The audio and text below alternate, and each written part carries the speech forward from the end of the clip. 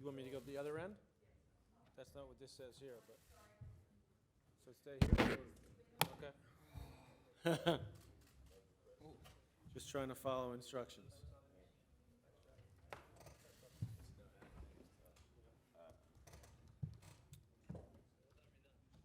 Like a little bit. Journalist is ready. You know where we at? Ask a question. Yeah, where you at? Afternoon again, everybody, and a big welcome to Team World for joining us in the team press conference for the Laver Cup in London 2022. John, first question comes to you. Are you ready? You know, I'm always ready, and I think the boys are ready, and no one likes losing, least of all very competitive people that are on my left and right, so I believe we're due. It's been tough, obviously. Last year was a nightmare. We've been watching highlights from the other years. We were this close a couple times, so we know that we're up against it, but we're confident. Taylor, let me start with you in the playing group. You're the one that brings a bit of fire out and call that absolute passion. Are you ready to take that type of leadership role within the team?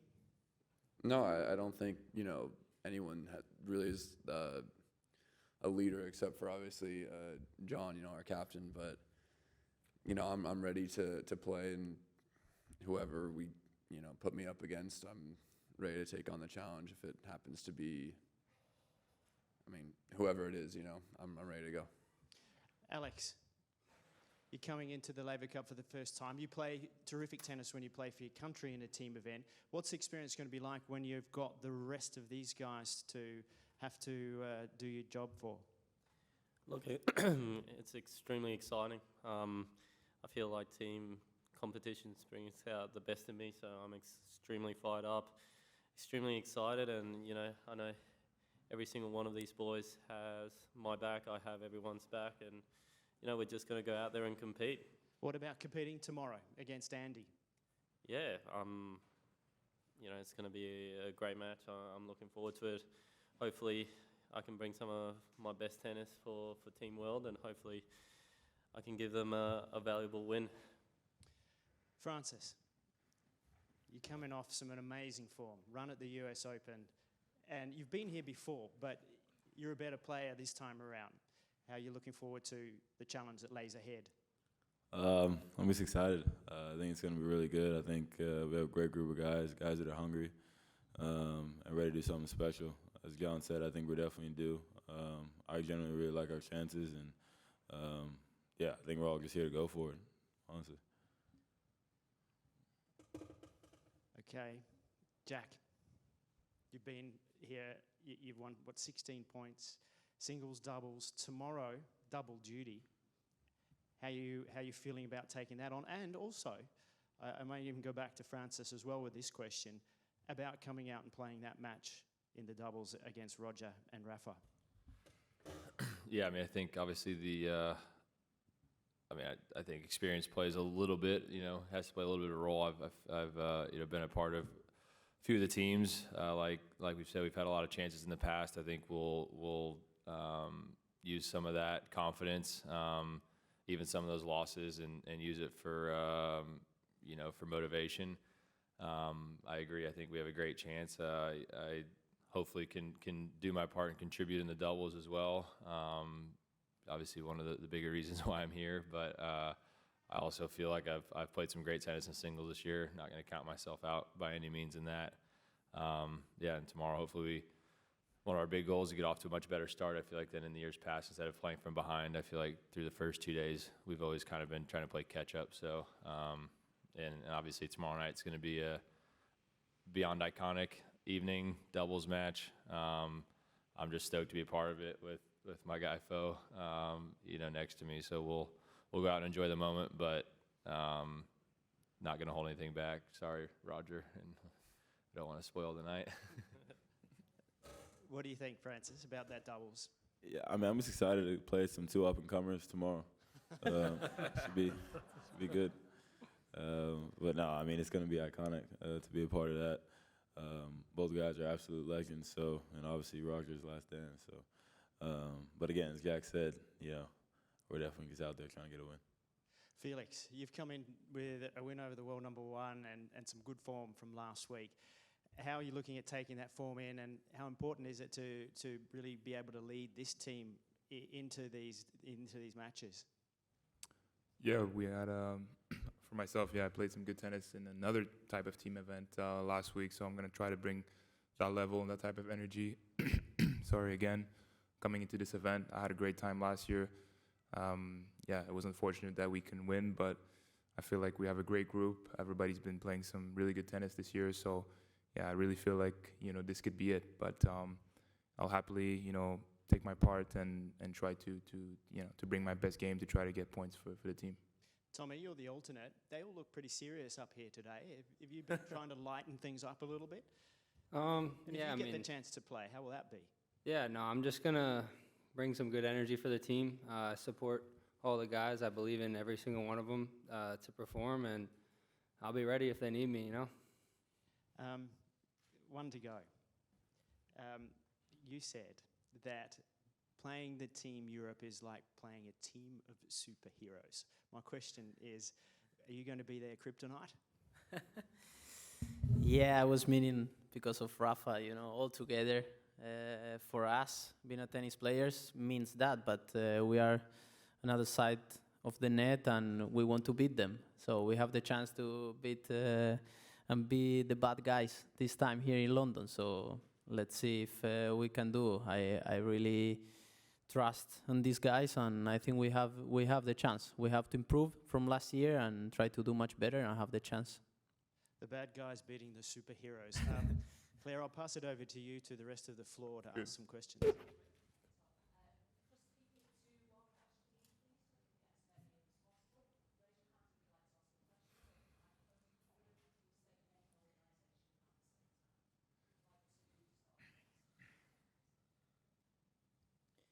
Hi, Rosie DiMano from the Toronto Star. Question for Felix. You mentioned being here participating last year. I think it would be fair to call it maybe a horror, and I'm wondering, do you think that Team World is like the perennial underdog in this event? I mean, it was my first time playing last year. I played one match, which was very close. Like, I felt like I had, I think break points or set points in the second set to win. And so it was really a coin toss, that match. So I felt like I could have won and brought, 1 point to the team. We eventually lost, but like John said, the previous years have been really close. So when you look back, sometimes it's just really unfortunate that, in 4 times that Team World couldn't get a win. But still, last year I thought, again, there were some really close matches, especially on the first day, like Diego and I. So if this year these matches, just half of these matches can go on our side, it would be a different story. And then if we can win more, I think, we'll be very competitive. So I think, we have really good guys. Of course, there's legends in front of us of the game, but, we're all young guys playing good tennis coming up, and getting better and better each year. So I think, this could be it. Russell Fuller from the BBC with a question for John. John, what sort of hole do you think Roger's retirement leaves in the sport, and would you be able to offer him any advice on retirement? Are there any do's and don'ts of retirement that you could share with us?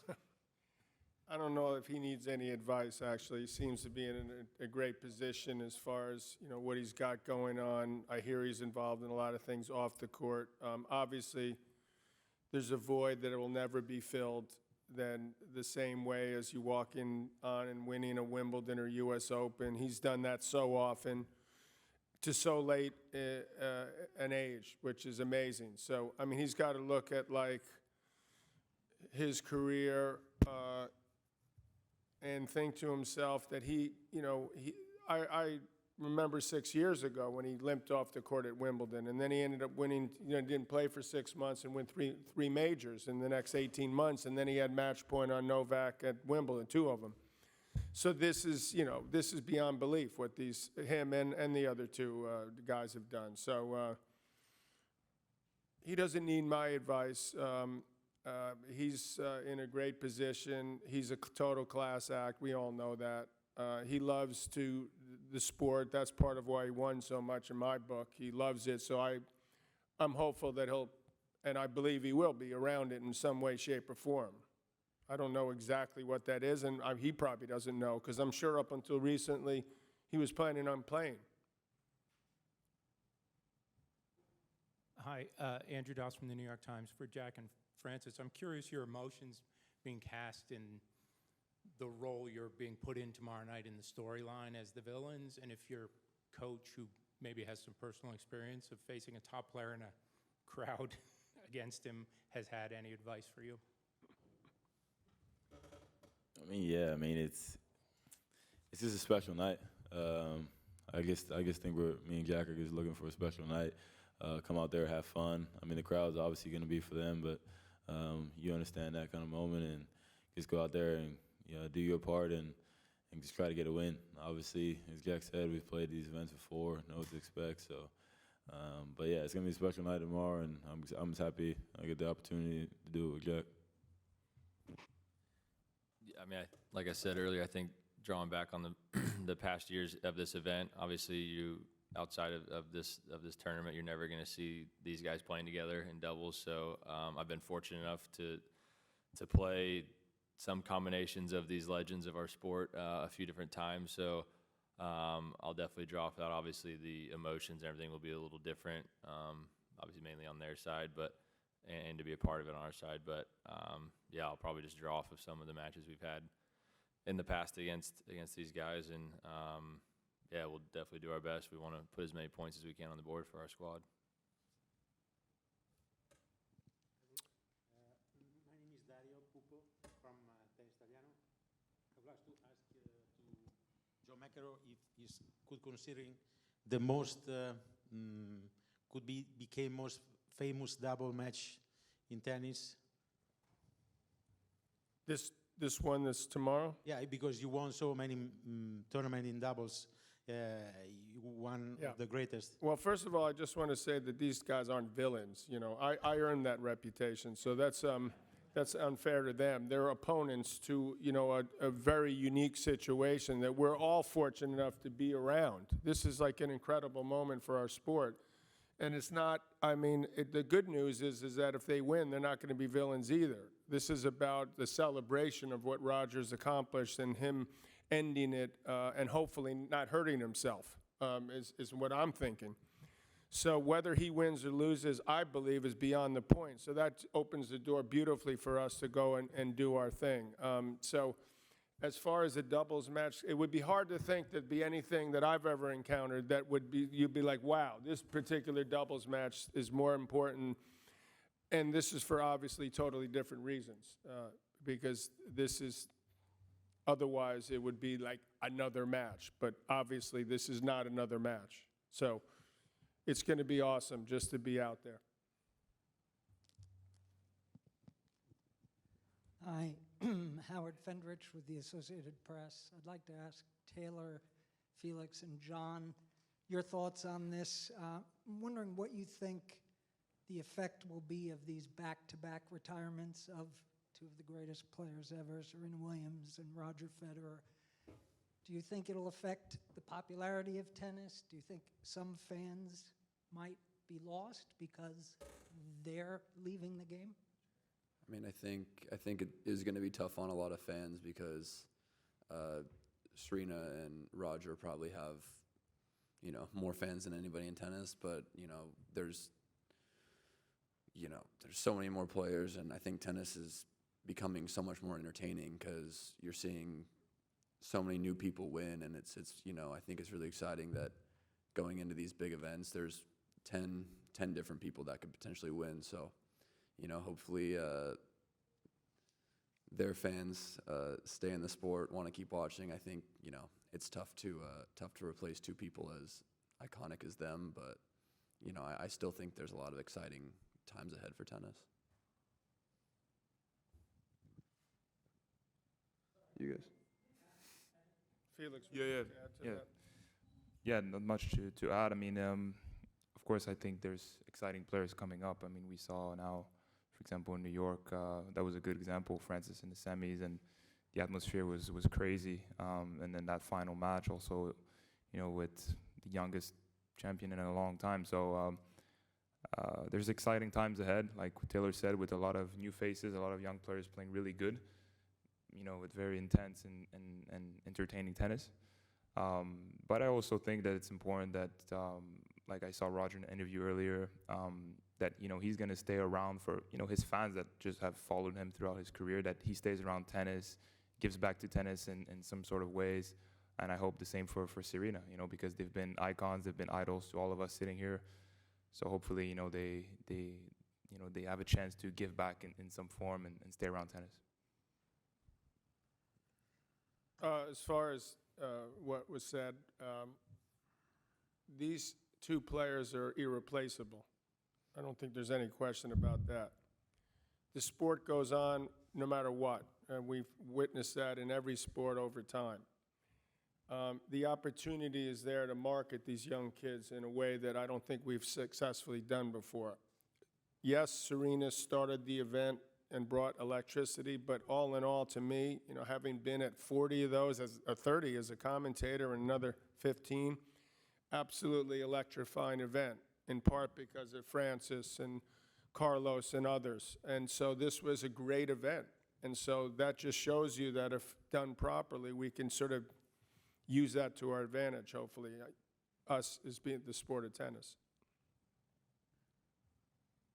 Hi, it's Cindy Schmerler from the International New York Times, and both for Francis and Taylor, both of you in the last few months have played extraordinary matches under very trying conditions, you at Wimbledon, you at the US Open, with enormous fan, both for you and against you, or for your opponents, I should say. How do you put the blinders on and avoid sort of those fanboy moments, given who you were playing in those circumstances and who you'll be playing this weekend? I don't know. Ask Taylor. He's much more locked in than I am. Ask him.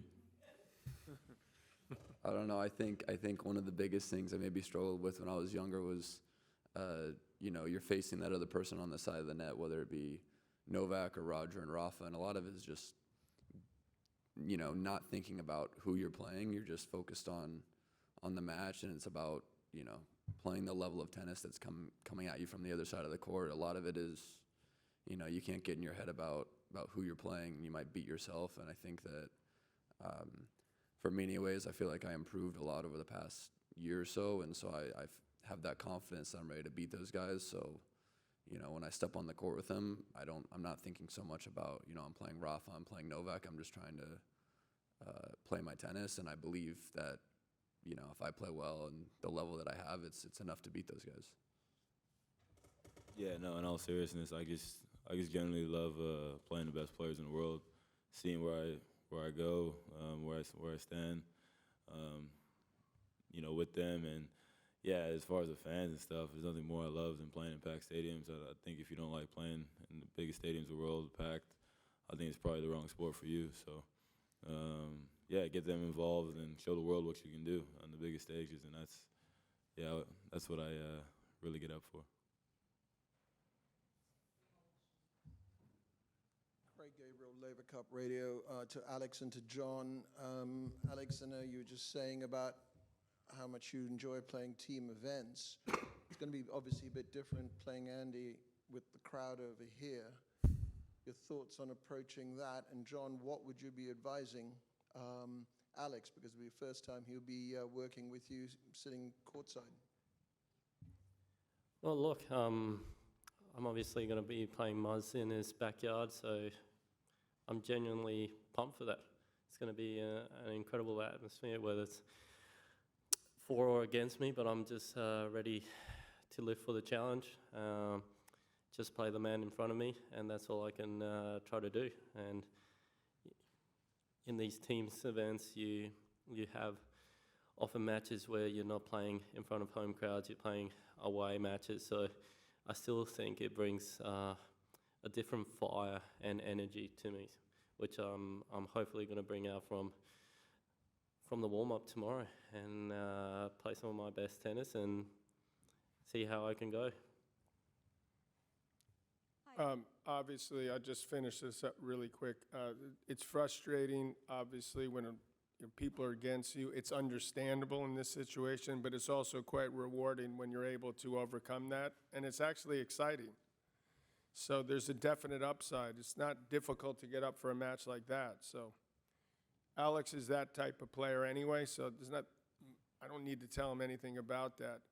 And you feel it out when you're out there and see what you're up against. But you prepare for the worst anyway in terms of that. But also it inspires. And again, it's like what Francis just said. If you don't embrace challenges like that, you're in the wrong sport. Hi, Yasmin Said from The Express. I've got a question, I guess, for all of you. When you knew that tomorrow's doubles match was going to be Federer's last, were you all clamoring to get to play it and be part of that, or were a lot of you kind of stepping away from that pressure?